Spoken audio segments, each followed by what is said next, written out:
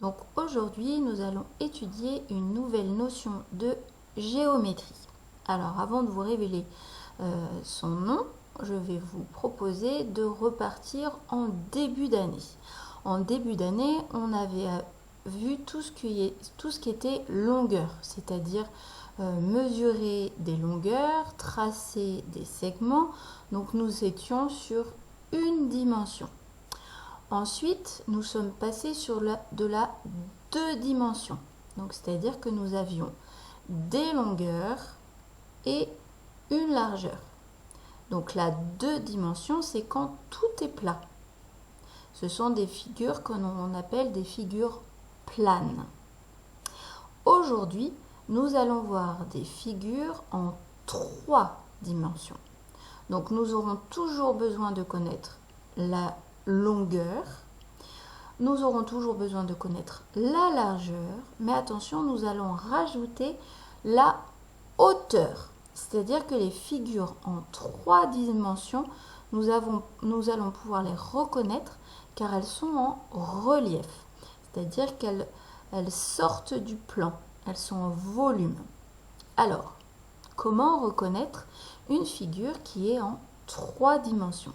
Alors, tout simplement, une figure plane, par exemple, comme ma feuille là, c'est un rectangle, et donc une figure plane peut passer, par exemple, sous une porte.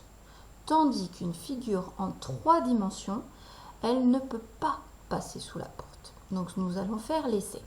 Cette feuille-là, ici, qui est un rectangle, comme je vous le disais, c'est donc une figure plane. On connaît sa longueur, sa largeur.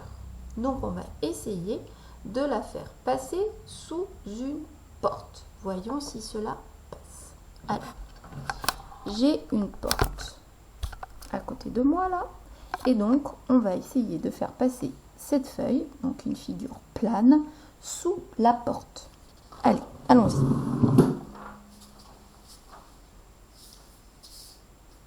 Voyez, elle est passée. Donc la figure plane, elle passe sous une porte. Maintenant, les figures que l'on découvre aujourd'hui ne peuvent pas passer sous la porte. Vous en connaissez notamment une pour l'avoir vue en CP. C'est celle-ci. Alors peut-être que vous ne vous souvenez pas du nom. Ça s'appelle un cube. Voyez ? Donc pour dessiner un cube, il a fallu dessiner ce côté-là, puis de rajouter une hauteur. Vous voyez, là, ça sort du plan. Est-ce que le cube va pouvoir passer sous la porte? Attention, on regarde. Eh bien non, je ne peux pas le faire passer sous la porte. Donc ici, ces figures qui ne peuvent pas passer sous la porte, qui sont en volume, en trois dimensions, on appelle ça des solides. La suite demain.